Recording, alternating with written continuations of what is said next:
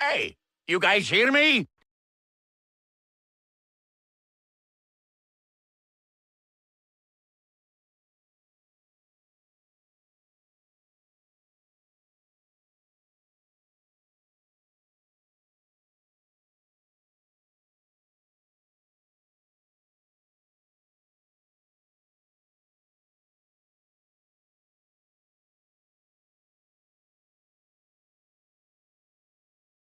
Hello, chat.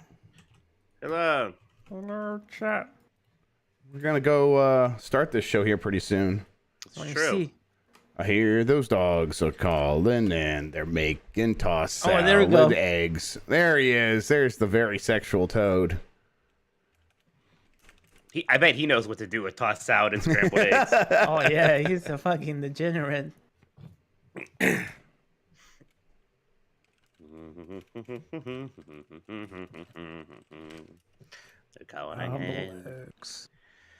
I just watched that episode where Frasier endorses a guy and endorses a politician, and the politician is like, "Oh, I have something balling up on my chest, and I can't tell anybody." And Frasier is like, "Oh well, you can tell me. I'm a psychiatrist, and I can treat you." And I thought he was going to say like, "Oh, I had like an affair or something like that," and he's like, "Well, 6 years ago, I was abducted by aliens." Yeah, that's great. It's great. Like, great. Just like, oh no. No. Oh no. All right. Let's take a look. What do I need still? I I'm have. gonna go to the bathroom while you figure that out. Sure, here, One yeah, more I got. time. I'm gonna mute myself so you guys don't hear me pee. Here he goes, everybody. No, that's in the premium feed. That's premium feed only. The premium. It's called the premium feed.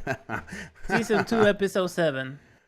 Can we get a shout out to our boy Turbo Sean for showing up in the Fuck yeah. and the giant bomb versus Min-Max trivia tower. I'll just say, like, it was very funny. Like, Dan Riker did not remember that Turbo Sean hosted the Jeopardy game he was on. I was saying that. Yeah, Dan doesn't remember. I'm like, yeah, I mean, yeah. Dan doesn't pay attention to anything. You have listened to him for a long time. You are, yes, yeah. But it was Turbo Sean did very good. I was not surprised at how well Sean was doing. Oh like, yeah, yep, I wanted to Sean. participate, and Yeah. I might have forgotten because I might have been binging some. Oh my! You were watching Frasier instead? I was watching Frasier and I didn't Hey, listen. I gotta say, like, of all, like, you were binging Seinfeld and now you're binging Frasier. At least you're doing the good ones. At least you're doing the right ones. Like, Yeah, always. Yeah. That's some loyalty there, Christian. Thanks. And like Riker was like, all the people from the Giant Bomb and in my Discord. I'm like, oh, homie, that's my Discord representing right now. Yeah, no one from Giant Bomb proper making it to floor 5. Yep. Yeah, I knew a Not lot at all. of those questions. That's why I'm kind of. It's like, oh yeah. Trivia Tower is so awkward in terms of like how they present the questions that it's like, I mean, obviously it is stuff that you could know, but it's not the kind of stuff that I keep in my brain. Oh gosh, I do like so little of it. Mm-hmm. I was so impressed. Like, people are getting the most obscure shit. I was Yeah. like, on floor 2, I was like, I don't belong here. I got jump force because it was a fighting game, and that's it. Like, We thought, Yeah, we yeah. thought that you like had stopped because you hadn't guessed anything. I was like, oh, where's Sean? Jeff, we're like, where'd he go? Mike DMs me. Is like, shouldn't you be guessing? I'm like, shut the fuck up. I can't get it. I was like, That's hey, hilarious. Oh my god. Hey Sean, where you at? Yeah, Sean, you still alive? Did you just give up or what? You Oh, guys man. see the Sonic bit? No. I saw the Okay. Sonic, like, where like they got through like the parts of the back of a Sonic Forces box that Yeah. no one should know. And of Jeff, course, so here's the thing. I checked the VOD you were later. probably 'cause I reading wanna, that like- box earlier that day. Is what I think No. happened. So here's the thing. So they got through like a paragraph and they were like all impressed. They're like, what the, how the hell would you know that? Here's the thing. On my end, I was actually still under a little bit of a delay. So on my my God. end, I thought the reason they were shocked is because all Ben said was join the uprising. And I was like, Sonic Forces. Easy.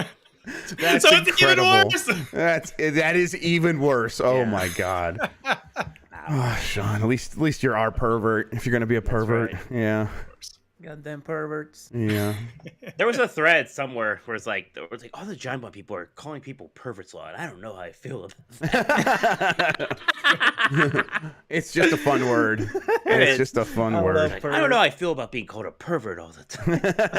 Well, then stop being a pervert. That's something a pervert would say. Yeah. All right, let's get going. Yep, I'm getting in there right now. Hang on, let me just. Wait a second, I'm hot.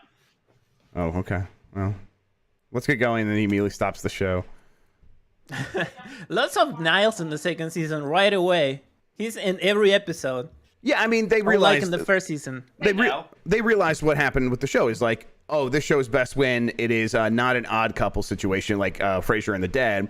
It's best when it's the two guys who are very much alike outdoing each other in their prissiness, and it's very, very good. Yes, that's when it works best. Yes, I was surprised that they chose to make them both psychiatrists. I was like, that's not it's I perfect. think you do in comedy. Great. Yeah, it's but like it like broke the mold. It was like now like that's the mold for that now. If you have characters that are similar, you do Frasier and Niles. Yeah. Great show. Okay, All right, we let's get are going. gonna get started. Let's see here. I think I have everything ready to go. I have the rundown. I have music. You heard it earlier. Yes, I know. I just need to hit the record button and let Mike take it away. Okay, let's do this. Talk to you guys later. Later. In 5, 4, 3. Hey, you guys hear me? Start cheering now! Yeah, let's get this over with. Yeah.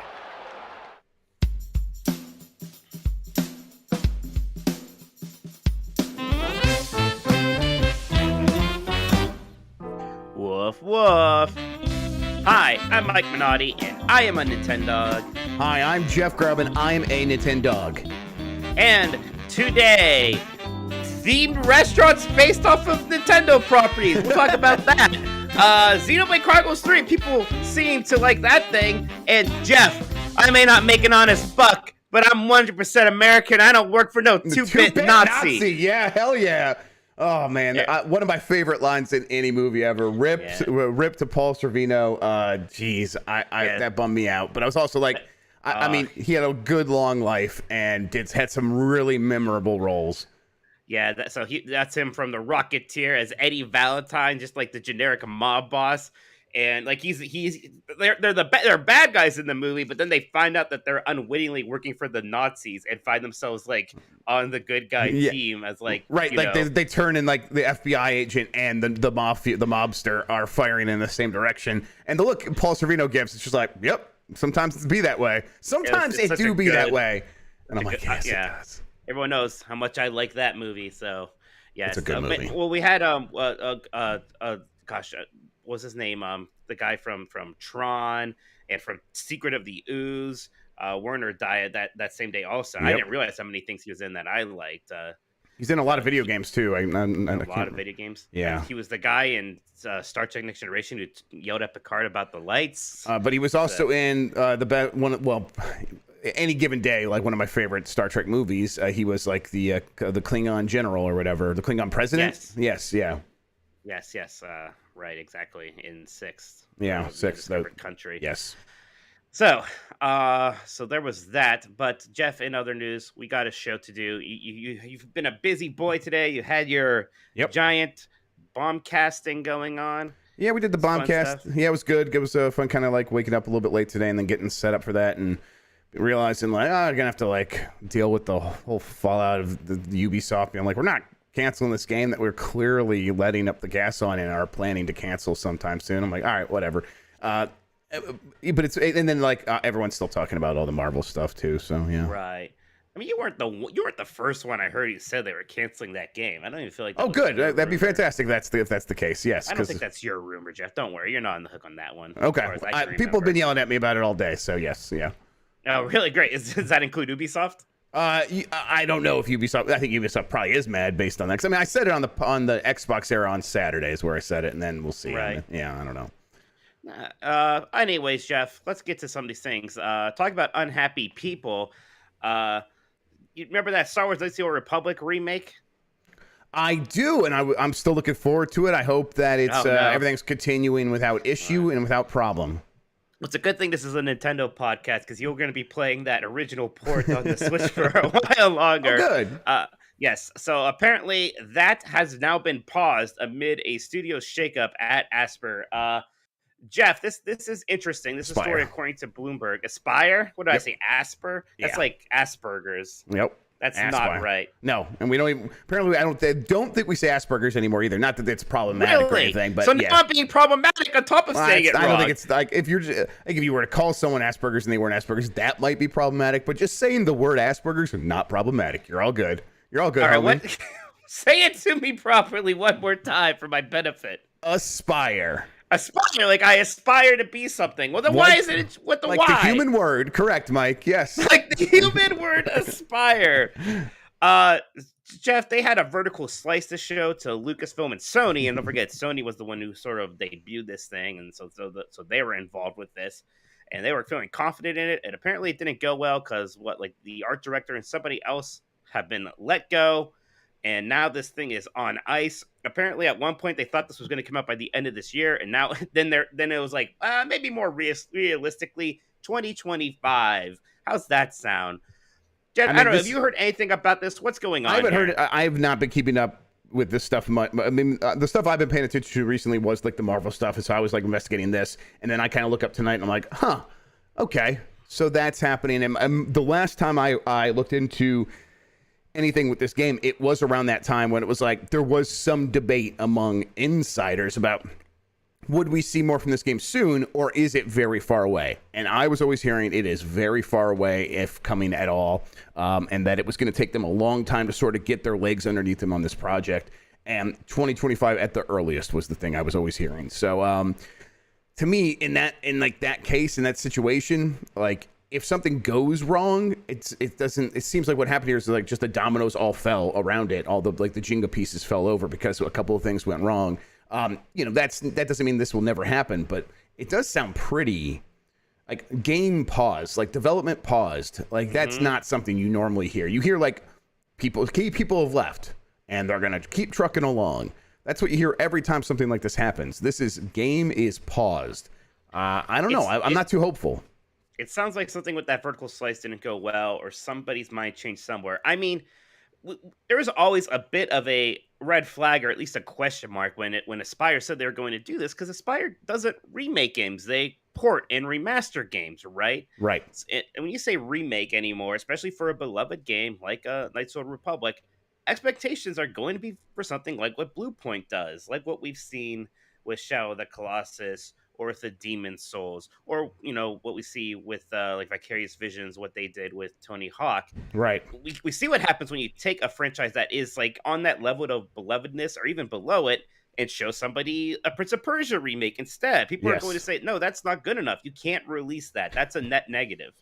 Yeah, it's like you don't want to, even as Sean says in chat, Groove Street KOTOR remake. You don't want to do a Groove Street GTA quality thing here, because that can like set everything else. That could like make everything else fall apart in this chain of like trying to maybe bring back Knights of the Old Republic after this as like a new sequel or something like that. If it doesn't get off to a good start, well, that's gonna sort of blow up in everyone's faces. I imagine that that something would still have to happen here. Someone's gonna probably pick up the pieces here if this doesn't work out. But I wonder if like does Sony get a refund on its publishing fee or whatever, or something like that if this doesn't happen, or is it even that bad? To me, it's just, again, it's like that, like it's hung up on that pause word. Like it just sounds like this is the kind of thing that normally doesn't go this bad this soon in the development process. Yeah, and they announced this one pretty early, huh? Right? Yes. I mean, we knew it was early because all they showed us was like what? It was like basically a short video of Revan and then the logo. It's clearly nothing from the game. But yeah, and it's I think we also knew kind of at that time why it was happening pretty commonly in around the industry at that time, and still does these last couple of months. They were trying to get talent. They were trying to attract people to come work on the game. That happened with recently with Respawn, when Respawn was like, hey, we have this single player Apex Legends universe first-person shooter game that we're working on. The reason they decided to make that announcement is because they were trying to attract people who want to come work on Apex Legends games. The same thing happened with Knights of the Old Republic, but it seems like that's probably, I mean, you can only get so many people saying, hey, you're going to work on a cool project. Like, people can command such high salaries. That's where they're going to go, whoever's going to pay them the most. And I wonder if Aspyr just is in a tough position of like, hey, we are trying to go big time with this, but can we afford to go big time right now? Or especially in a time when you have to compete with so many other major publishers, major developers for the talent that is required to make something like this. Yeah, it seems like this is a hard thing to do, a hard thing we give credit for, remaking these old games, which makes it maybe all the more crazy that Activision Blizzard took something like a Toys for Bob, which was good at it, and just put them into the Call of Duty machine, huh? Yeah, absolutely. Do you think that this gets figured out, Mike? Do you think that this ends up actually still coming out? This is starting to feel like a game we're not going to play, Jeff. I don't know. I'll be honest. At least not this version that Aspyr was at some point working on. Someday somebody's going to remake Knights of the Old Republic, right? Yes, totally. It's very ripe for that. But there are so many questions again about what is that? Is Aspyr part of the Embracer Group? Is Aspyr part of the Embracer Group? Wow, question. Look at that. Wow. Here, this comes from a website called venturebeat.com. Whoa. Which looks like they're vertical here. GamesBeat. Embracer Group acquires Aspyr Media for up to $450 million. Dean Takahashi wrote this February 2nd, 2021. So I mean, why... Embracer's supposed to Embracer really going to make a super triple AE remake of Knights of the Old Republic? We don't know that. We haven't seen any evidence of them doing that. Now, I get that could change, and there are reasons for it to change in that Activision's going to be first party here pretty soon. EA doesn't make a ton of games anymore. Ubisoft is lost in the woods. There is an opening. There's a space here. Take-Two doesn't do much other than Grand Theft Auto. They're canceling other remakes. There is a space in the market for an Embracer to step up. But to me, this story says that they are struggling to figure out how to do that, if that is even their ambition. All right, Jeff. Looks like we're going to have to be content playing the original on the Switch, which I'm content with because I actually think that that's still a very, very good time. I've been having when I haven't played in a few weeks, but when I went back to really give it a real try again after playing it, when it first came out, I'm like, oh, this game still is fantastic in just about every way. And I do want to play KOTOR 2, but I'm waiting for that patch to come out where they add in that missing content mod or whatever that was. So. Right. I'm going to end up playing that on the Steam Deck with all the mods. That would also probably be a good way to do that, huh? Yeah, that makes sense. There's a lot of RPGs, though, coming out, Jeff, especially on the Switch, including something called Xenoblade Chronicles 3, which people seem to like. It has an 89 average on Metacritic from 67 reviews. People are praising its size. They're saying it's actually runs better than its predecessor. A lot of people are calling it one of the best JRPGs or just RPGs on the Switch. Jeff, we've had some fun at the expense of Xenoblade on this show, but this is a pretty good score. I'm going to look up what the last one got because I'm not sure, but this is higher than I was expecting. I mean, this obviously is benefiting from the law that says only weebs are allowed to review this game. Like, obviously, that is benefiting this. And I mean, you're joking, but there is maybe something to that. But Xenoblade Chronicles 2 has an 83, right? Yeah, it's self-selecting to a point. At this point, who's going to review a Xenoblade Chronicles 3? It's people who probably like Xenoblade Chronicles 1 and 2. I totally buy that this game is better than either 1 or 2. I bet this game is an improvement in many ways, and I bet I would even have a pretty good time playing this based on what I've read from these reviews to an extent. Not completing it, not getting to the end, but I bet I could go in there and find some real fun stuff and have a good time with this game, which I might mess around with. I asked Nintendo for a code, which I don't think they would give me until it's out anyhow, so we'll see. But if they don't, if I get, if I'm on the whim and I have a little bit extra cash, maybe I'll end up buying it. We'll see. But right now, I'm very curious based on these reviews. It seems like it's very good. It was very good. It seems like it's very big. Yes. Again, the second one was too, which is both good and also somewhat terrifying. I said this last time people got mad at us. Like, I didn't think that Xenoblade Chronicles 2 justified its scale. We'll see how I feel about this one. I mean, this one's already a little bit less. I always thought that it looked promising and thought it might be better than 2. I was just glad that the art style was different, Jeff. We won't get into it again, but yeah, it's slightly less not embarrassing because that's a word I'll say and people get mad at me, but you know what I mean. Yeah. It's definitely more on towards the naive angel side of the spectrum. It's slightly more naive angel-ish. Yes, exactly. Absolutely. And I am as naive an angel as they come. Yep. And I'm corrupted. Yeah. The only problem is that I have to. I'm kind of deep into Live Alive right now, and I'm not going to start another JRPG on my Switch until I'm done with that. Do you think it's a little weird to release these two so close together? Yeah, I mean, Nintendo's publishing both, at least. I mean, well, Square Enix is publishing Live Alive in Japan, right? So maybe there's some, like, they want to publish it now, and you're going to publish it worldwide, but Square Enix is still making the call on that. I don't know. They are pretty different games. They are. And yeah, that said, I think there is a big overlap of the audiences of who might enjoy one versus the other. I'm like, of these two, I'm getting Live Alive. Like, that's what I'm for sure going to get and try and play. I've enjoyed the demo. And it is a little bit weird to put them out at the same time, but I don't know if it's going to hurt things too much. It's, we're in the summer. People have a little bit extra time, especially young people. Maybe this gives them both these games a chance to breathe and sort of like have, the summer of the RPG or something for the Switch, and kind of nothing wrong with that. Right. Last thing here, Jeff. This is short. We've talked about this a little bit, but Teenage Mutant Ninja Turtles Cowabunga Collection is coming out on August 30th. I just want to know, which game in the Cowabunga Collection are you going to play first? Well, when is this game? It's coming out in August, right? It's coming out August 30th is what I just said, yes. Yes, okay. So, I was like trying to think, like, if it comes out and I like have family over or something like that, maybe I could play one of the beat 'em ups. I probably still will just play one of the beat ups. Turtles in Time is probably what I'm going to play first, honestly. Well, but Jeff, the arcade version and the Super Nintendo version. The arcade version looks better, but the Super Nintendo version has more content. I will probably play the arcade version first, and then when I actually am going to play through the game, I would probably play through the Super Nintendo version. All the real fans are saying Turtles 2, the arcade game, in chat right now, or I was gonna say the third one. I can't remember the name, which was a funny thing to say after I started this by talking about real fans. The Manhattan Project, yes, the Manhattan. I'm gonna get very, very, very good at tournament fighters, and I'm gonna beat Turbo Sean in it. That's my plan. I'm gonna get very good at specifically the NES version of tournament there fighters. We go. Okay, perfect. Let's do it.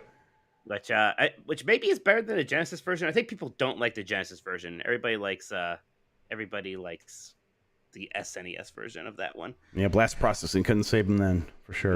No. All right, Jeff. That's it for our little news rush here. Let's get to questions from the community. Are you ready for that? I am very ready.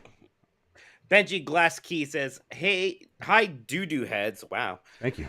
I don't trust Bowser Jr., and quite frankly, think he'll grow up to be a deadbeat.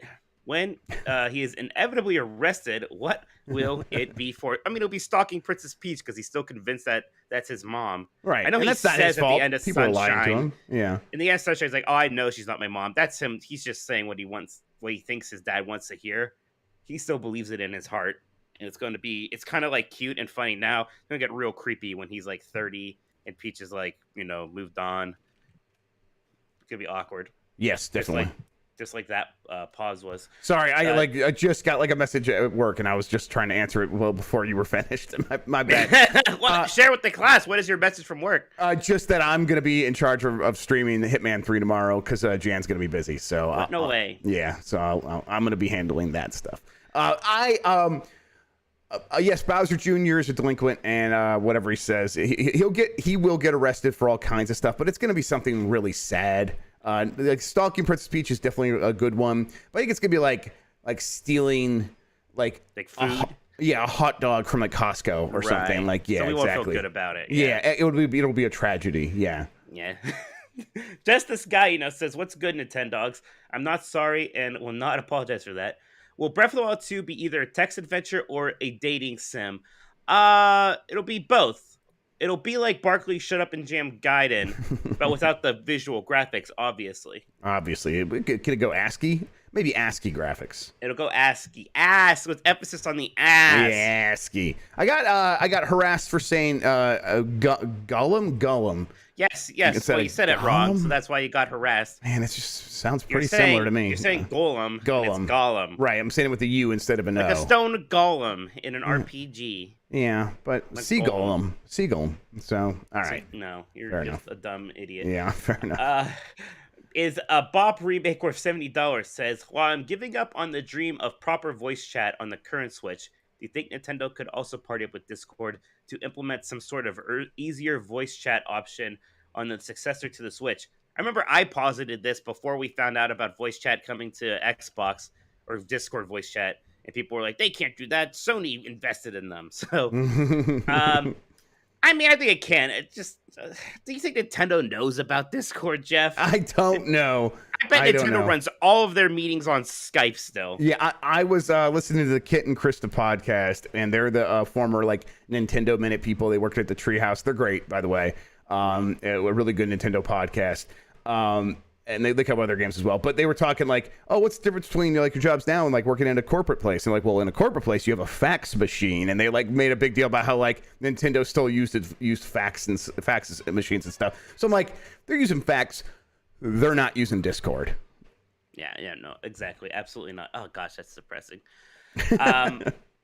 Bench JC says, hello, dogs. Activision Blizzard, EA, and Ubisoft are joining forces. The task to team up with Nintendo and make a live service game of Mario, Legend of Zelda, or Metroid. Oh, gosh.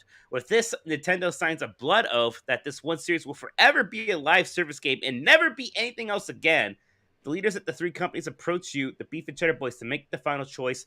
What game is sent to Eternal Hell? Okay, so out of Mario, Zelda, or Metroid, which one do we assign to Oblivion here, to live service hell?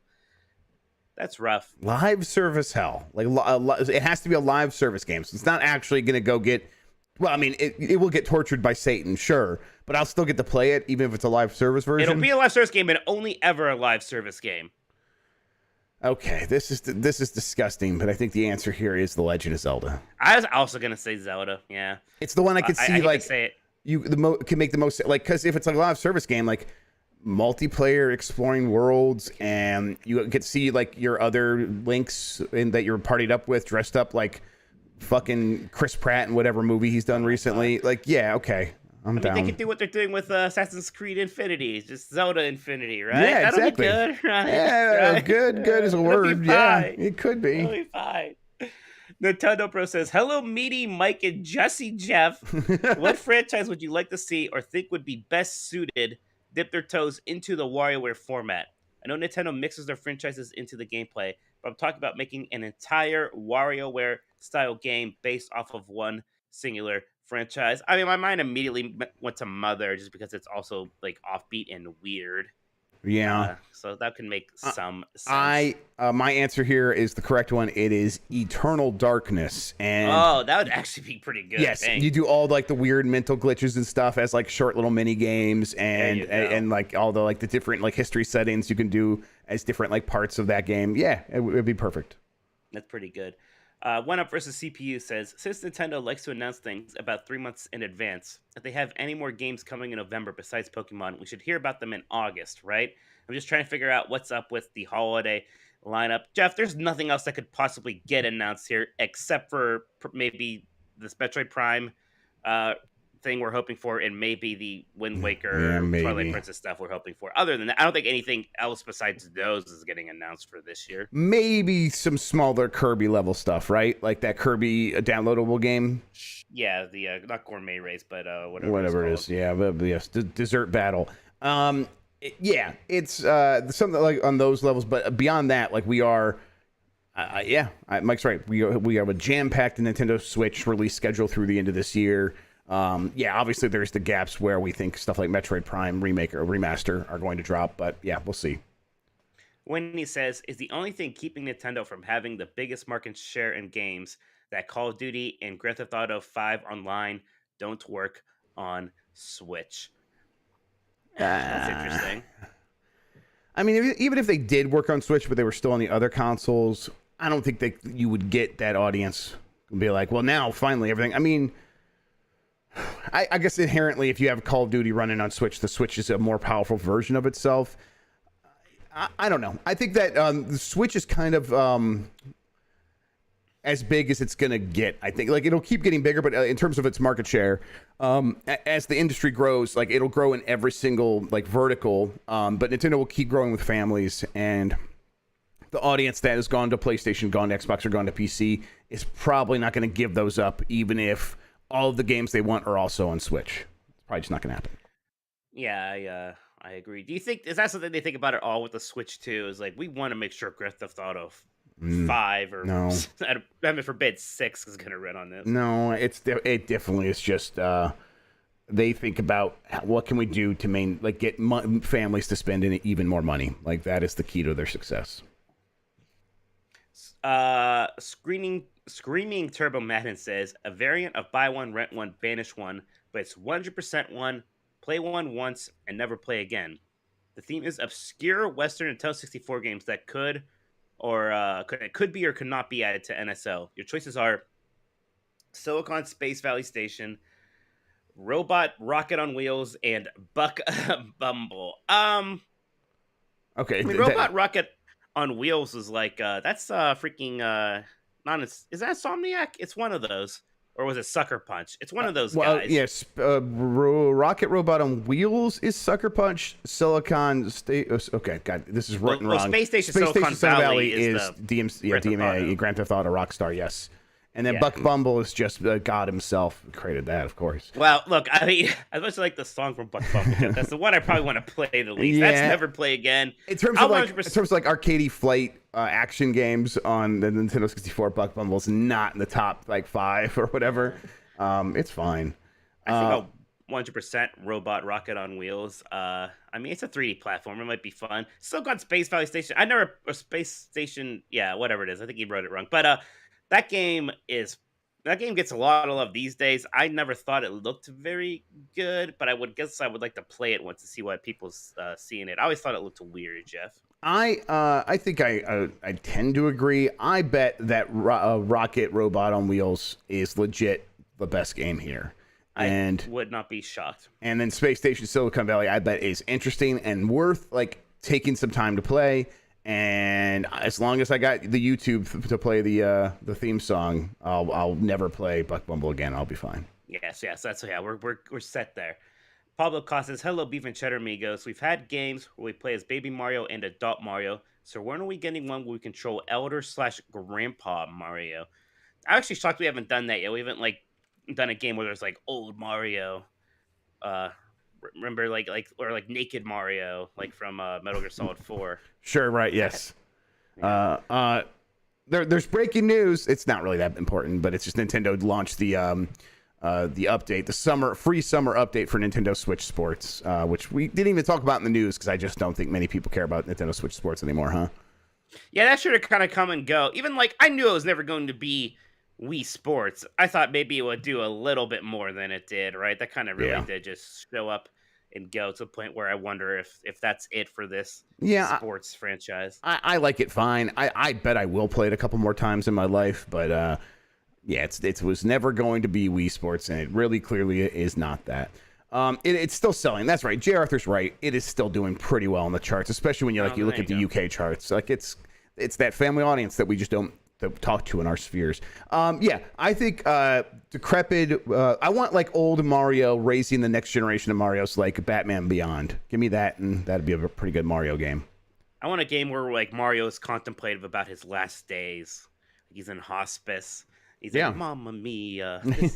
He does shrooms and like travels back in time to change the choices that he made, so that he could so that Princess Peach will actually show up to his to say goodbye to him and stuff like that. His deathbed, right? It's a Life is Strange game. Yeah. Luigi's long gone. Yeah. Beef Hammer says, hi, Mike, Chad, Roller Champions Enjoyer, Minotti, and Jeff, Virgin Roller Champions Canceller Grubb. Aren't you at all surprised that I can still find new copies of Mario 3D All-Stars after all this time being a little bit delisted? Yeah, I mean, I notice that every time I'm at the store, I'm like, oh, here it is still. I guess that was, I don't know what that was about. Yep. Maybe they themselves realized how stupid it was, or maybe, I don't know. What is going on with that? They printed a lot. I bet that the hype caught up and like they got a lot of orders, so they just printed a lot of copies. And I bet eventually they all will sell, but that is in no way going to be a rare game on the Nintendo Switch when everything is said and done. Right. So again, it makes you wonder, what was the point? I guess it scared some people into thinking they had to buy it right away. Nintendo Switch Online was going to also launch Nintendo 64 games. So they're like, let's just not have these things competing, even though they technically still are. Hosp says, "Hey, dogs, my Steam Deck should arrive later this week, and you know what that means? Nintendo Crime Times. Finally coming over to the dark side, so need a bunch of recommendations of games I should emulate that are not currently on Switch." Jeff, you're a deviant. This is right up your alley. Yeah, absolutely. I mean, the obvious ones, the ones we keep saying that should come. Like I was playing Wave Race this week. I'll say that when you set up EmuDeck, which is the thing you should do, make sure you go through the process to set up retro achievements, because it's really fun to like be playing Wave Race and set a lap record, and then to get the you earned a retro achievement. And even in some games they have like leaderboards, like Mischief Makers. There's like, it'll connect you to a global leaderboard, and so you can see how fast you're beating a level or whatever compared to everyone else. That's pretty cool too. So there's some really cool things you could do with that, and it's all built into EmuDeck. Just go through, make sure you click the settings, set up a retroachievements.org account, and then you just hook that up to your EmuDeck as you're setting it up. But yeah, I don't know. I would go and I would get all good Game Boy Advance games, because they actually look really good on the Steam Deck, and Virtual Boy works really well on there. Actually, surprisingly, it's a good way to play Virtual Boy games. So that's probably a good deep cuts. Play Waterworld for the Virtual Boy. I have in fact done that on my Steam Deck. So good. Yes, good. I'm proud of you. Velocity Prime 1 says, "Dear dogs, Xenoblade Chronicles 3 is coming out this week, and I'm hesitant to pick it up for the very boring and obvious reason I find really long JRPGs a little overwhelming in mechanics and design. What, in your opinion, is the best way to approach a bazillion-hour RPG? I usually make it my bedtime game. Now, first, you need to set up some time to really like dive in for that opening, because there's a lot you want to get through in that opening. You don't want to like play 30 minutes of the opening and then like I'll get back to the opening. You want to really get through that opening. So find a night where you have 3 or 4 hours and get through the opening, so that from then on, every time you go to play a chunk of it, like right before bed, you're playing the main game again and you're making progress. That's the best I can say. I approach them by slowly shuffling around to the side and then past them quietly, so they don't notice me. So they don't notice me or approach me. Pennywise says, "Hey, NIN dogs, the missus is out of the hospital, so I'm hopefully be able to participate a bit more." That's good to hear, Pennywise. Very happy to hear that. Yes. I wanted to thank you both for your Metroidvania suggestions a couple months ago. Jeff, Yoku's Island is a pure joy. Mike, glad to hear that. Seeing how hurt and deflated you were that I was not interested in Hollow Knight, I decided to give it another try, and it was good. I think it overstays its welcome a bit and is not as good as Super Metroid or Ori, but it was really fun. Okay. Now, my question is, do I play Symphony of the Night or Metroid Fusion / Zero Mission next? Never played any of them, but I can emulate like motherfucker on my Series X. Play Symphony of the Night, I think. Probably play Zero Mission first, right? And then go to Symphony of the Night. No, first off, you'd play Fusion before Zero Mission. Fusion came out before Zero Mission. Yeah, I know Zero Mission, logically. Yeah, Zero Mission is like, it's okay. Fair enough. I think you play Fusion last, because you need to have like an appreciation for everything else and like the way how Fusion does things differently. So I think of those three, you play Fusion last. Well, Fusion did things differently from Super Metroid. It doesn't do things super differently from Zero Mission. Zero Mission is more of an evolution of Fusion. It does. I remember. Fusion does things differently in terms of its structure, is what I mean. Where it's like, it's a bit more linear, and I think appreciate or not that. Okay, maybe that's just from my own experience. I appreciated it much more after I like went back and I played all the other. Hey, listen, I never said I wasn't. Yeah. Well, we're fighting over this. I say I guess. All right. I don't feel that strong about it, but I will fight you. Look, I'm saying Symphony of the Night, just saying Zero Mission, apparently. Low Rule is saying, so now we know that Marvel's in the business of licensing their characters out to different developers. In this hypothetical, what character do you think would be best suited for Nintendo to take a stab at? And what game type? This is funny. I didn't even read this, Jeff, but this is our discussion topic for next week, actually. Okay. Well, yeah, next week. Tune back in next week. Yeah, next week's topic is, what superhero do you wish Nintendo had the rights to make a game for? So We will all be finding out what we all think about that one very soon. What's the DC like Super Dogs movie that's coming out soon? Like the Super Pets? Yeah, with The Rock. With The Enjoy Rock, your gaming. He plays is. Crypto. I think it's just called Super Pets, actually, Yeah, right? probably. That sounds right. Probably. That sounds boring and bland enough. Dugan says, hello, K9ers. So let's say you time travel 20 years in the future, and by some miracle, society has not crumbled, but Nintendo has gone bankrupt and is no longer in business. What was their fatal mistake that dragged the company under? I think they finally released the Wii Vitality sensor, Jeff. Yep. They turned too hard, and I know that this is a scary thing for us all to hear, but they turned too hard into embracing how horny everyone is for Daisy and Pauline and Rosalina, and they suddenly it's like they woke up one day and they were just a smut company. They were a company for smut. Yeah. They showed Daisy's tits in a game, and it was just too much for everybody. It's too much for everybody, right? Exactly. And this is the world is in ruins because of this as well. This is a Back to the Future 2 bad timeline scenario. Right, even Monolith and Platinum were just aghast that they would do this. They were disgusted, and they just exploded. Yep. So that's the end of Nintendo.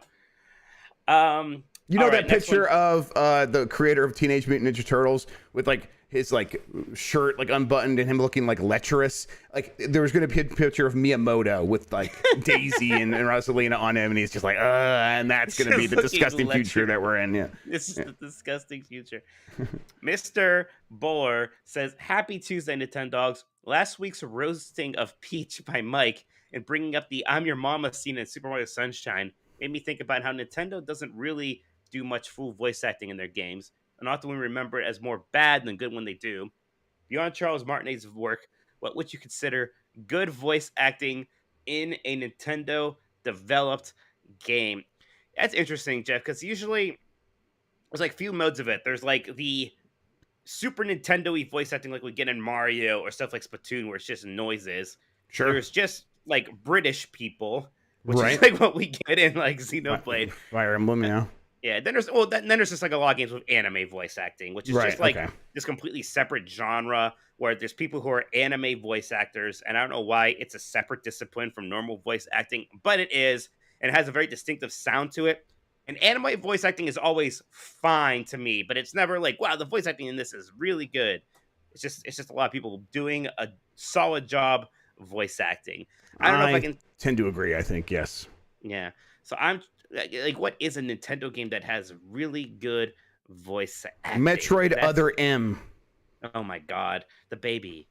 There's a lot of whispering in that one. It's not anime voice acting, I guess. No, but it is like kids cartoon acting a little bit. Yeah, it was kids cartoon acting, kind of. Yeah. So I don't know. There might not be a good answer to this one, huh? That's why when people are like sometimes get mad that Nintendo games don't have more voice acting, I'm like, no, that's fine. Yeah, we're good. Okay. That's completely okay. Yeah, Metroid Dread's a good answer actually. I like Samus just screaming in that game. She has a very good scream at the end. And she has that one line, right? She has one line in there. I can't remember what she says, but she does have one line. Something. Yeah. Lostian says, "Hey gents, hope your week is going well. Jeff, Gollum Grubb, and Mike, Human Las Vegas Minotti. Do you think Nintendo will try to shorten its cross-gen period since there are so many hackable Switches in the wild? It seems like the fact causes many Switch releases to be dumped and posted before the game officially launched. Yes, it doesn't appear to affect the sales, but I imagine it's still bad PR. I don't know. I don't know if that's really a consideration for them, Jeff. I'm sure they don't like it, but I bet even Nintendo is like, well, yeah, Xenoblade Chronicles 3 got out there early. That's probably not going to impact sales, and it's still probably going to be the best-selling Xenoblade game ever. Yeah, I think that there is a world in which these things can be a major issue. It just doesn't seem like it has super negatively affected the Switch so far. I mean, bad PR, like, I don't know. It's maybe a little bit, but I think it also gets people it gets people talking about the game in a way that, like, most people. I'm someone who has hacked a lot of stuff. I've hacked my 3DS and stuff like that. I've used like cards on like the DS before that. I've looked at the Switch and been like, and fair, I get a lot of my games for free, so maybe that changes things a little bit. But it's like the process is just complicated enough that I'm like, I'll buy my games. I'm fine. I think obviously the numbers show that most people are doing that, and it's like when I hear people are buying or are like downloading Xenoblade Chronicles and playing it early, I'm not like, oh, well, this is bad for Nintendo. I'm thinking, well, I guess I want to play that game a little bit. It looks like fun. Yeah, I remember when people were like, they hacked Metroid Dread to play on PCs, and people got mad at Kotaku. So, like, is it really ever bad press for Nintendo? I don't know. Major Arms Blazer says, would you guys be all right if the only way Nintendo brought back F-Zero would be through an F-Zero 99? They would do a whole physical offline copy like Tetris 99. No, I think I'd be mad, actually. I don't think I'd be okay, Jeff. If that was all we ever got, I would be pretty upset. I would love that idea overall, though. It's a decent idea, but if that was it, and if that came first, I would be upset. Right. Like, build it off the bones of a new F-Zero game or something, but no. Yes. I will not allow it. Then Doc7 says, hello, Nintendo double Gs. If each of you could choose a Nintendo character to be the other's roommate for a whole month, who would it be? Oh, I would pick Mithra for Jeff because it would make him so uncomfortable. I just feel like, oh, does Jeff normally spend this much time in like hiding away in his office and in the bathroom? It's like, yeah, no, I'd just be cowering in the shower. Jeff would be so polite. Like, yes, ma'am, yes, ma'am. Yep. Look at my eye contact. Yeah. For Mike, I think it would be the Niles and Frasier situation. I would put Toad in there with Mike. Oh wow, that'd be awful. Yeah, I think they would really are the same person. Yeah, they're the same basically. Just one's amped up a little bit more. Which one? That's for you to decide as the audience. That's for you to decide who is amped up more. Yeah. Mike, you're supposed to take the trash out. All right, Jeff. That is it for us now. We should just make that. You should. That show. Be a thing. Yeah. All right, that's it for the questions right now. We're getting super chats. We are going to read those before the end of the show. Yes, here. If you're watching live, please leave a thumbs up. We appreciate that. It helps more people find the show. Jeff, we have a topic for this week.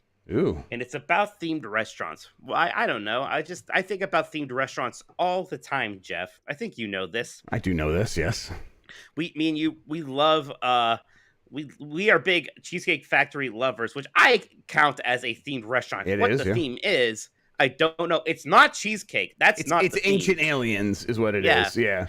Yes. It's like Ancient Aliens meet the underwater level from Sonic the Hedgehog 1. Right, exactly. Yeah. That is thematically what's going on at the Cheesecake Factory. And I'm kind of all about it. But I took you to Margaritaville, and that was good times.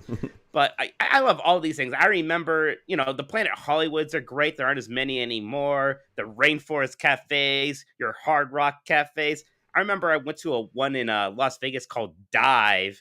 It was in the mid-'90s when these were all over the place. And it was Steven Spielberg foot the bill for this one. It was just like a submarine-based themed restaurant where there were like portholes with video screens all over the place. I'm like, this is great. And they all just feed you like TGIF Fridays food. And I'm like, yeah, great.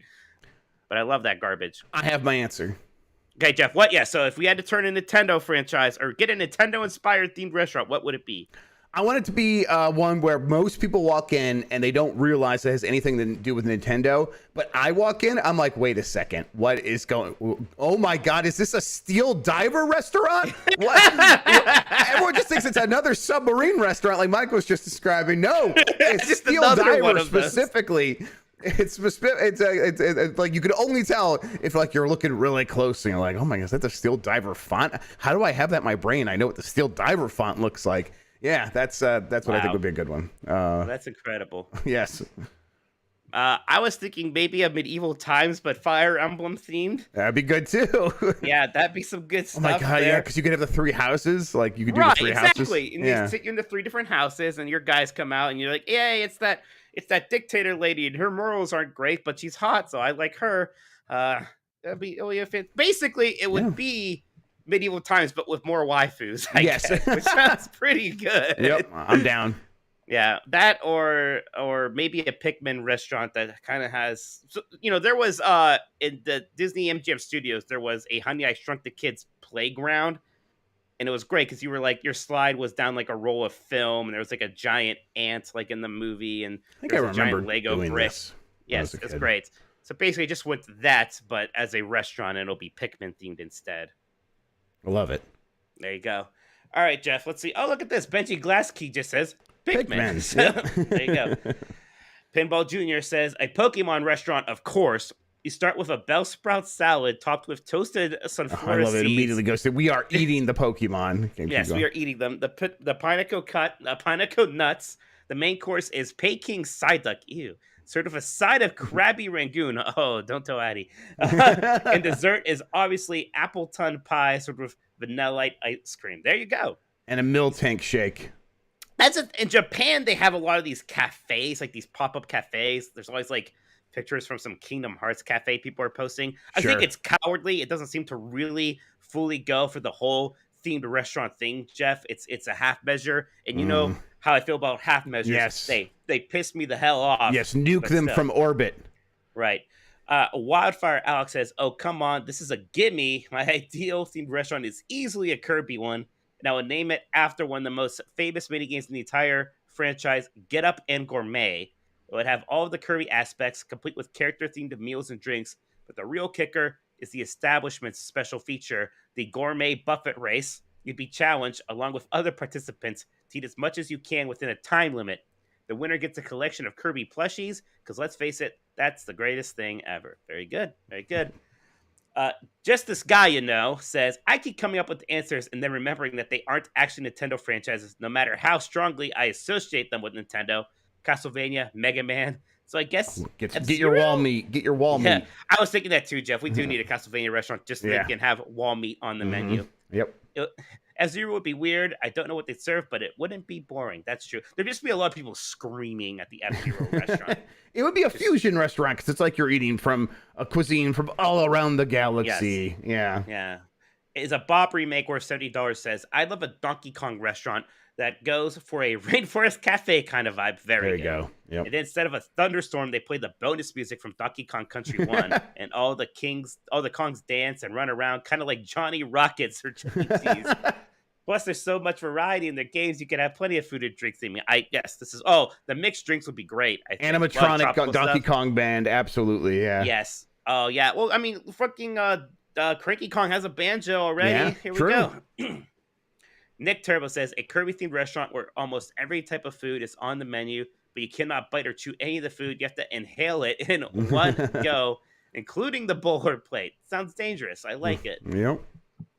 So Shoji Koto says, "I don't know about ideal, but I feel a fitting answer is an Animal Crossing-themed restaurant. It's run by Tom Nook himself, and they offer a full menu of all the dishes and all of the past games. Upon entry, he apparently selflessly offers you a full 7-course meal. Lo and behold, after you finish your meal, full on meat sweats, pants nearly bursting at the seams, breathing a sigh of contentedness with your full belly, you're slapped with a $50K bell bill and forced into a life of indentured servitude, working at the restaurant to pay off your massive debt to him." I would like that game, actually. Yeah. As somebody who's we both have worked in like the restaurant industry. I like the idea of being forced to work in a kitchen. Not like a good kitchen, like you're not making good food like in Cookie Mama. You're making the slog that people actually eat. Right. And like half the kitchen staff are just like showing up completely like hungover and like doing rails of cocaine in the bathroom, like a real restaurant. Yes, exactly. Doc7 says a Yoshi-themed breakfast restaurant with a menu consisting of egg foods. Omelets would be named for different enemies Yoshi eats and puts into eggs along the way. That's like, Jeff. I mean, people probably ask us, like, what are those eggs? Fair enough. Yoshis? Yeah, what are they? Those eggs? I mean, because Yoshi definitely is born out of an egg. Yoshi is born out of an egg. It's established that a life needs to be taken in order to create an egg, but he also throws them with abandon. He has no. True. They don't mean anything in it. They don't seem special, but are they his poop? Are they his poop or his babies or not either? I think could they be one or the other depending on his mood? Like yeah. Is there a certain time of month where when the eggs come out, they're babies, and the rest of the time it's just I ate an apple or I ate a monster and then I swallowed it and I crunched my tummy and pooped out an egg. Now that's just feces. Now that's just feces. This is why we can't have the Yoshi restaurant. We'd be thinking about these things. Yeah, exactly. I don't want to think about this one I'm eating. Velocity Prime 1 says, taking things not too literally, I would love a restaurant that properly prepares the recipes from Breath of the Wild. Maybe it exists nestled alongside a mountain edge, overlooking valleys, rivers, and castles. Birds and animals chirp around you as you enjoy your hyperdurian that increases stamina. Hell yeah, that's a good one. Revan agreed with the Animal Crossing thing, but says instead we rise up and eat Tom Nook. Yeah. Wendy says Breath of the Wild hot pot place. There you go. Oh, here we go. One Up versus CPU says Castlevania wall meat barbecue place. Yeah. All the meat is roasted in brick ovens built into the walls. And you get to sit on lavish chairs and smash glasses of red wine on the floor and scream, but enough talk! Have at you. A Cuphead Cafe would be nice too. I like these. The Cuphead Cafe would have some pretty good music. Mm-hmm. Casual says, since Pokemon has already been mentioned, I'm going to call mine the Sacred Stones. Think Hooters sprinkled with fire emblem. Oh, that name. The menu will be overpriced and painfully mediocre, but the Hectors and Tharjas will be succulent and exquisite. Oh, no. Oh, there it is. Yep. Wow. The Sacred Stones. That's incredible, actually. Pretty good, Casual. Yep. Nintendo Bro says, I don't know what the menu would look like, but rather than one restaurant, I would love to see a Metroid Prime-themed food court. Each restaurant would be themed for a different area within Metroid Prime, like the Fandarin Drifts Road Ice Cream Shop or the Magmore Cavern Sty food restaurant. In the main setting could be themed after the Talon 4 overworld. They could even throw in 3D glasses to simulate the different visor types as well. That's That'd fun. be pretty good. They should give you Microsoft Glass or whatever that was. Yeah, yes. HoloLens. Yeah. HoloLens. There we go. Yeah. Remember that one E3 they made us watch like a bunch of HoloLens presentations as if it was going to become a consumer product? Mm-hmm. And then it just didn't. No, like, why'd you do that? It's like an Why'd you make enterprise it do thing at best. I think I have no idea what's going on with that. Diogo RP says, give me that Magikarp sushi restaurant with a side of artillery or give me death. Screaming Turbo Madden says, a Mario Party restaurant. Oh, don't tell Dan.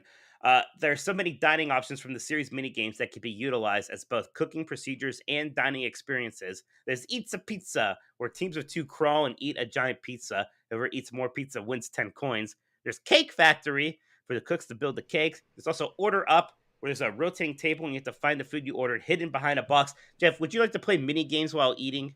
No, but maybe that's just me. Maybe I would just be uncomfortable with that.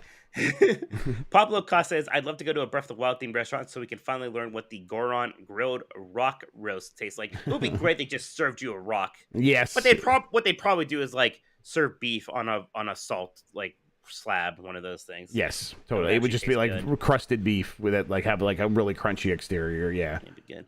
Mr. Bowler says, I want a Splatoon-based Korean barbecue restaurant. All you can eat barbecue squid and octopus, some crusty Sean tempura shrimp, and waitstaff refilling dipping sauces by spraying it with a super soaker. Spraying it at you with a super soaker. Remember that the last Sony E3 reception, the really elaborate one? They had a Ghost of Tsushima section that had one of those sushi rivers outdoors. Man, that was good times. Yep, it was a really fun time. Yeah, the whole theming there was fantastic. I love theming, you know that. Mm-hmm. Haas says, just give me a restaurant based on the corporation Nintendo, where certain meals you only get 80% of the food at the start, and the rest comes in dribs and drabs the rest of the evening. A restaurant that constantly reinvents itself every 5 years, and you have no fucking clue what's going to be themed on next, but one that very occasionally produces the best meal of your life, and that's why you keep coming back. Jeff, I'll add it probably has a fax machine, huh? It probably has a fax machine. That's how you order ahead or get reservations, yes. Turbo Sean says, I'd like a Pokemon-themed restaurant, but unlike these sickos who want to, gasp, eat Pokemon themselves, I want to see it be the food from the series brought to life. An assortment of ruby and sapphire berries for an appetizer.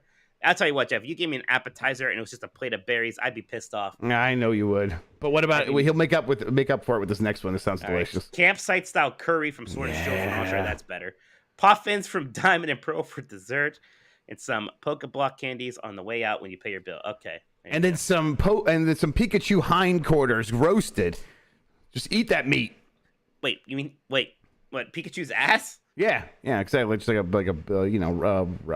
rump roast. Rump roast. A Pikachu rump roast. We're going to call it a Pikachu ass roast. Yes, we're going to eat Pikachu's ass. Yeah.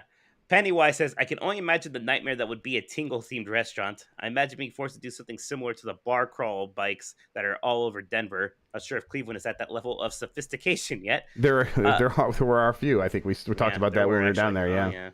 However, this instead would be like Tingle's Island from Wind Waker, where you have to slave away pushing levers in a circle while you are force-fed some sort of alcoholic beverage No promises. Tingle doesn't spike drinks you are forced to consume. Well, that's sounds like slave labor. Yep. Sounds like Tingle's gonna end up in prison, or maybe that's what is so magical about him is he always gets away. Well, he isn't. He starts in prison in Wind Waker, so it'd be thematically correct. That's fair. Jayton says, I'm going to hop on the corporation restaurant idea, except it's an all-you-can-eat buffet where you pay either $20 for the base buffet or $50 for the premium, and every 1 or 2 months they will randomly drop a new food option. I mean, that is a lot. That's basically Disney World, so you got it figured out. And it's like the games or the food that they drop in there, it's like one thing maybe you've heard of, and then like a can of sardines from like 1982. Jayton says, Oh, that's what we just said. Dugan says, isn't the Cheesecake Factory already Kirby themed? No. We went over this. It's alien / the underwater level from Sonic the Hedgehog 1 themed. Mm-hmm. What's that zone called? Not Hydrocity. And I do say Hydrocity from Sonic 3. It's just like it's not Retro City Rampage, it's Retrocity Rampage. Retrocity yes, you get it, Jeff. Thank you. Yeah.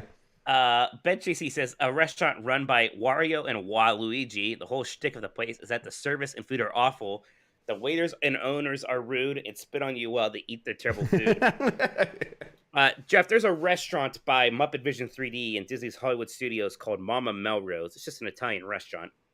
The original plan for it, back when that whole area was going to be a Muppet Land, was that it was going to be a Gonzo-themed pizza restaurant. Oh, man. The Great Gonzo's Pizza Pandemonium. And the whole gimmick was like, the whole time you're there, there's TVs, and they would show you, like, the live kitchen. It would be a disaster. It'd just be things on fire. God's be like, I promise everything's fine.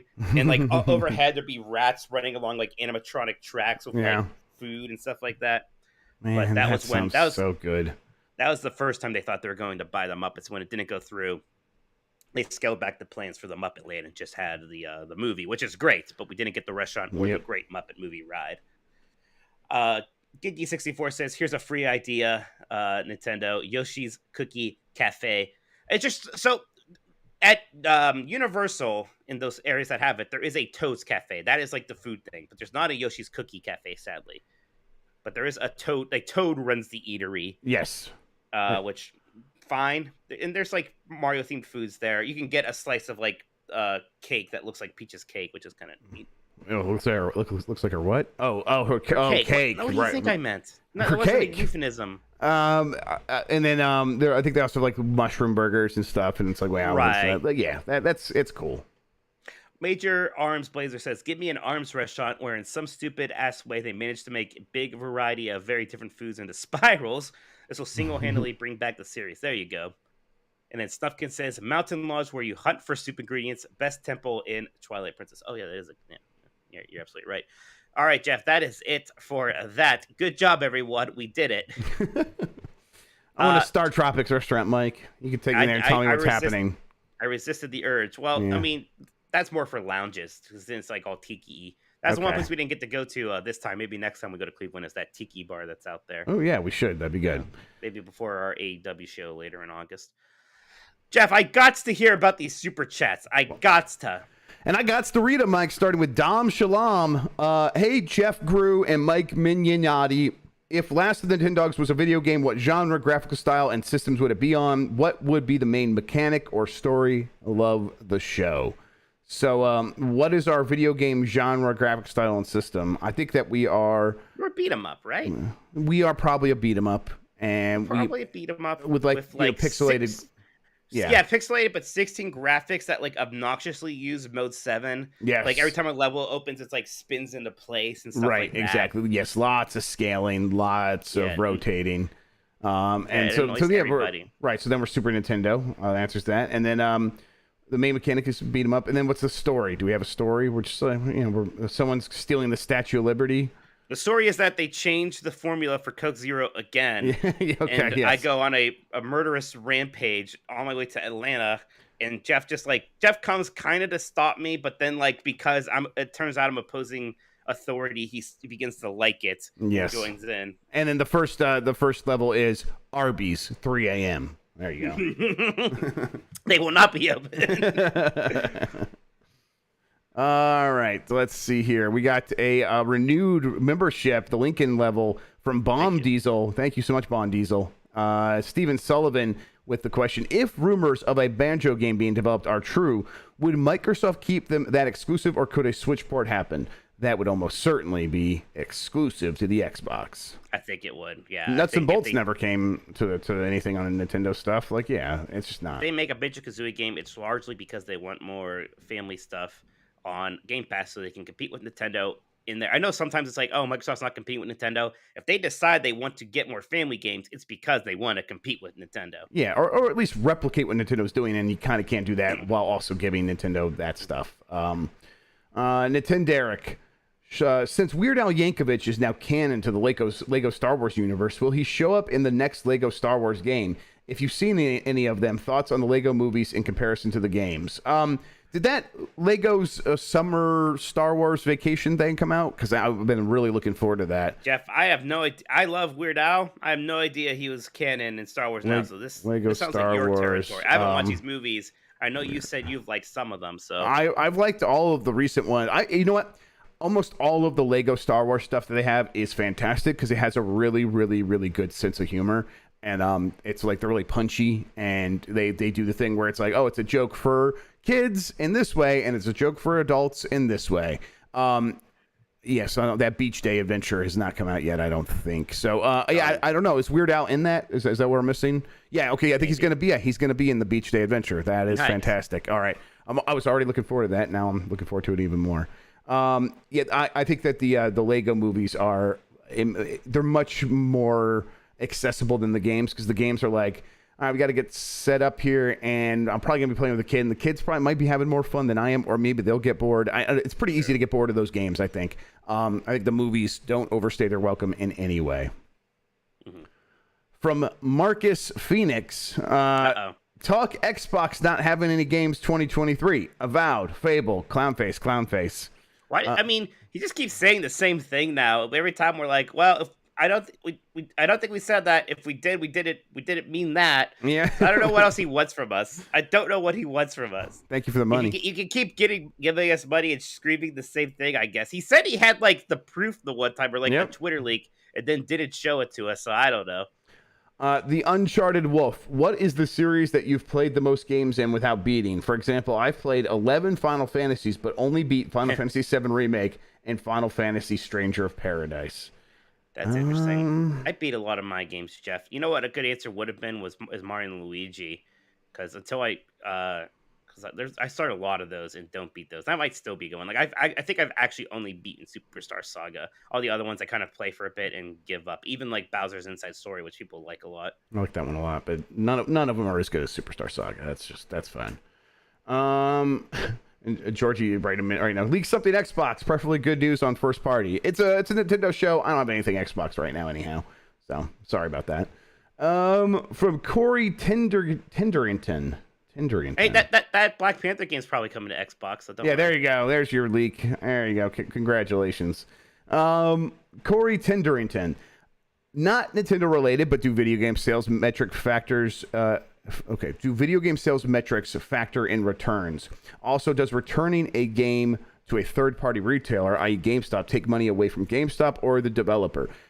It's a multi-step process, and it's going to be different game to game. Usually, if you're returning a game, most of the time, especially at GameStop, is just going to sell it again, probably, almost certainly. Remember when that was like the big concern in the gaming industry was all the returns? Right. Yeah. And used games and stuff like that. Digital happened. Yeah, digital did happen and just kind of solved itself. I like video game sales metrics probably only factor in returns if the store is like, we got so many returns. Can you please buy these back from us? And that does happen sometimes, but it's pretty rare these days. So overall, it's probably not counted in most numbers. And a lot of times numbers we're getting are like the shipped numbers. We're getting copies sold into the retail stream, and that is just stuff that ships to stores, and they just assume those are all going to sell eventually. There you go. From Dr. Butthugger, when presenting a vertical slice to executives, are they also presenting roadmaps and budgets? Yeah. I imagine, yeah. Yeah, they're kind of like presenting the whole thing. Vertical slice is like a chance to say, okay, here's what we have. and here is what this means for what we're going to do next and what we need to deliver on a full game that is capable of hitting this level of excitement and for the player or whatever. And so, yeah, it's all part of that pitch. It's all part of that ongoing negotiation, which I can't remember what episode it was. I did an episode of Grubb Snacks where I talked extensively about how the pitch process and the negotiation process, it's ongoing for a very long time. You can kind of get a good idea of how these things work by going back and listening to that. Dr. Butthugger is asking, how did KOTOR get delayed for a successful vertical slice? That story said that Aspire was happy with the vertical slice. They didn't say that Lucasfilm and Sony were happy with it. So maybe they thought they had something and Sony didn't see it. Or maybe Sony and Lucasfilm thought, hey, you said this would be done this year, and now you're saying 2025. That makes us unhappy. Who knows? We don't really know what's going on there, but there is something there that maybe or maybe is not related to the vertical slice that they showed. Although I would guess it has to be somewhat related since it seemed to happen right after they showed it. Yeah. From Simon McKenzie, Sup, Goat, Grubb, and Lord Minotti. Have you all heard anything new about the Zelda HD collection that was supposed to come to the Switch? We haven't, and that's all. Maybe. So, Mike, is it concerning? I'm concerned, Jeff. I'm concerned. I'll admit it. I'm pretty concerned. We did hear. I did hear about Metroid Prime Remaster, and then where's the news? Like, where's the rumors about the Zelda thing that should have happened forever ago? I mean, that's got to be coming soon, right? Why are we not hearing about that? I'm like pretty frustrated. I think it's something. Okay, it's something I've heard about in the past, and it sounds like it's just ready to go. It sounds like they know exactly what they're going to do with it when the time comes to do something with it. Why they haven't pulled the trigger on it, especially after delaying Breath of the Wild, I don't know. Unless it just comes down to like their marketing teams are busy with other things. It's a strange thing. So, yeah, I haven't heard much about it recently. Hopefully, it still happens. Hopefully, they just surprise us. That would be great. When did Skyward Sword HD come out? Last year, right? Was that last year? I was about to say, like, they waiting for like it to be exactly a year or something like that. I don't know. No, that was last year. Yeah, it feels like forever ago. Yeah, Jeremy G, that's right. I'm always going to be begging for ports. I want everything on Switch. I do, actually. Yeah, I mean, I know, like, I get it, but also, like, I would really be happy to have Wind Waker on my Switch. It came out July 26th. Wait, yep. Really? Because it's July 26th today. That'd be funny if Skyward Sword came out last July 26th. Well, then never mind that. Okay. That does it for the Super Chats. We're all caught up on all that. All right, then. You know, Jeff, I've been playing a good bit of Live Alive, actually. I've been having a very good time with that. Very happy. I've been seeing your tweets about it, and you seem to be like very into each of the different scenarios, and it seems like they're doing different things to get you excited each time, huh? Yeah, that's what's neat, is that each of them are very different, like in terms of tone, structure, even length. Like the Wild West one was great, and like that one I just played in a night. It's basically like this classic stranger rides into town, like Shane story. And the whole, like, there aren't even that many fights. The whole setup is basically you're trying to set traps for this ambush. And it's great. And it's just this really fun thing I played. Then there was like the Far Future one is this much more story-driven thing, kind of like being a bit like Alien or some other sci-fi things. And that was completely different vibe, but like nonetheless captivating and good. But yeah, it works in a way that Octopath didn't. Because in Octopath, you weren't getting full stories. You were getting the first act of 8 different stories in a row, and it just kind of kept getting interrupted. Here, I'm getting these bite-sized mini JRPGs as full experiences, and then I can move on to the new one.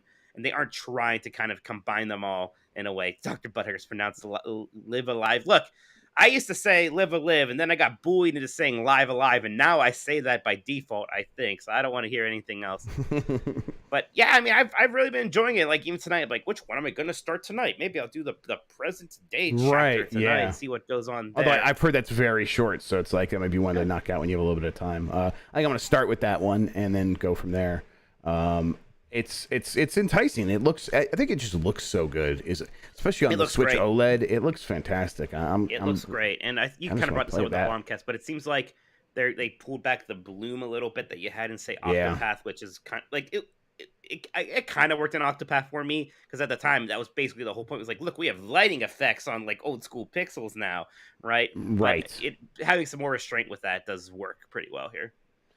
I I probably will try to get Xenoblade Chronicles 3. I will play some Live Alive, but I've been spending some time with Nintendo Switch Online, Nintendo 64 games, mostly to test out that N64 controller, which I never really spent much time with.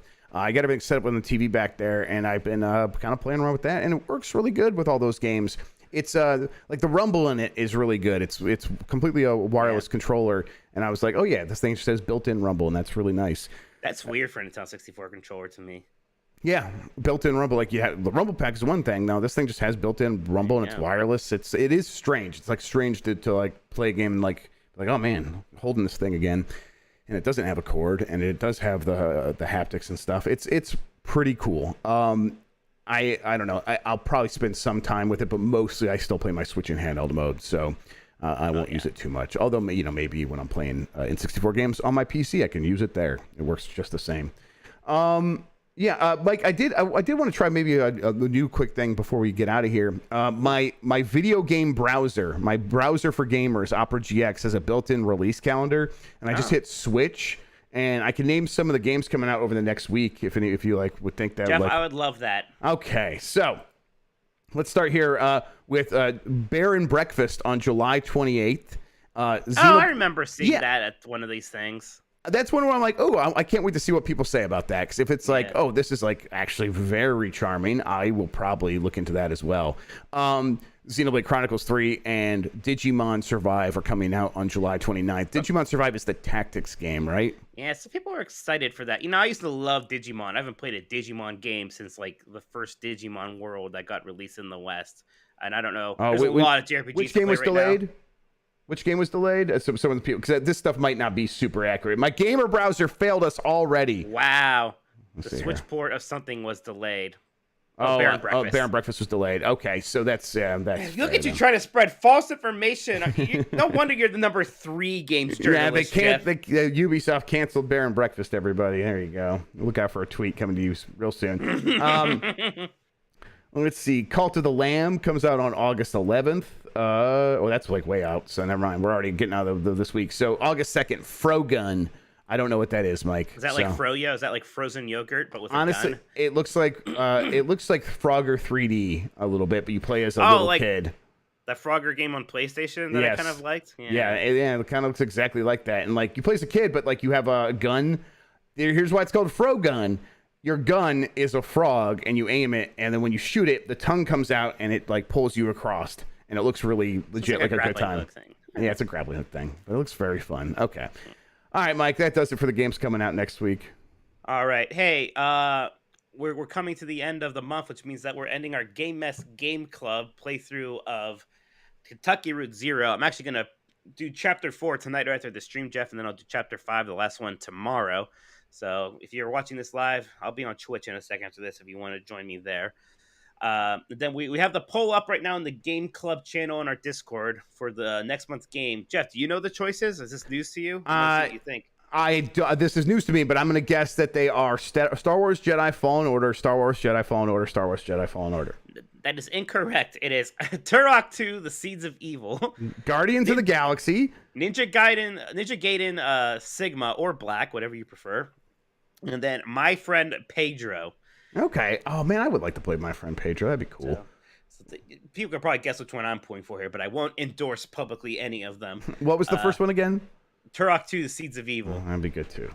Yeah, so these are our choices for the next month. We're going to have our discussion on online. We do that on the Discord on Thursday at 6:30 p.m. So we'll do that basically before we do Game Mess Decides on Thursday. And I'll show up to listen to that as well, and I'll try to hop in with my very limited thoughts about what I played from the first episode. Not my kind of game. It's just kind of how it went. What? No way. It seemed like right up your alley. Yeah, not quite. All right, Jeff. But that is that for terms of the. Although we do have Jeffrey on Friday also. Don't forget you have to get somebody for that. Yeah, I think I'm going to try to get Ben Hansen. I'll see if he's available. He might be busy. We'll see. All right, then. Thanks for listening to Last Nintendogs, everybody. I've been phlegmy this whole show. I hope people didn't notice. Yeah, it is what it is. After effect. All right, maybe they can get their money back for the podcast. There you go. Who's your guest host tomorrow for What is tomorrow? It's Wednesday. I think that's gonna be Lucy. Should be Lucy. We're gonna do the regulars for the rest of this week. Lucy, then Jan, then Tam. That's the plan. Make it easy for me. That's the plan. I like it. Hey, aren't we doing the Power Bombcast again soon? The plan right now. The plan is to put that together for Monday. Yeah. Nice. We just started talking about that at the meeting yesterday. Yeah, I think we're gonna do it. So everyone, look out for that. We will record that live on Monday, and you can catch it on the Giant Bomb Presents feed as well. You can catch that first episode there too. Bye, everybody. Okoto, Twitch, Twitter. Jeff Grubb. Bye.